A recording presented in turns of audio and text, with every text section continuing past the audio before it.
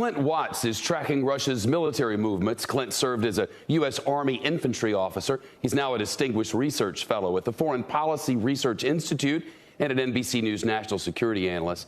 Clint, the attacks are moving farther west, closer to Poland. That's right, Shepard. If you look here, the attacks, these airstrikes over the weekend, it's very clear the Russians are trying to push their airstrikes further out to the west because they really want to go after the supply lines coming in from Poland.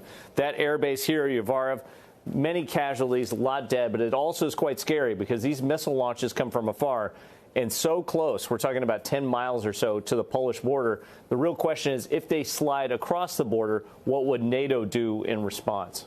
Clint, based on the Russian troop movements, what does the week ahead look like to you in terms of the fighting? There's really three areas to look at this point, Shepard. And what I would talk about is here in Kyiv. We focus a lot on it. We talked about that convoy over the last 2 weeks. It's been bogged down. But what you've seen them do is break out to the west. And I think they're establishing battle positions to cut off supplies that direction. Separately, this is what we saw in the east. Again, Ukrainian military doing a great job hitting armor convoys here and here, really bogging them down. But ultimately, it's a matter of time. They want to surround Kyiv and lay siege warfare. And if they can cut off those supplies to the west we were talking about, they will be able to do that over time. Separately, though, I think the question is looking here in the south. They've done better in the south, the Russian military from their perspective, but they're still fighting in a couple places.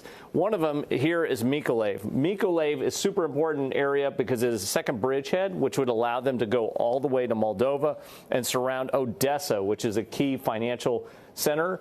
Up here in Donetsk, they're also trying to essentially bridge these forces, but they're meeting stiff resistance from the Ukrainians.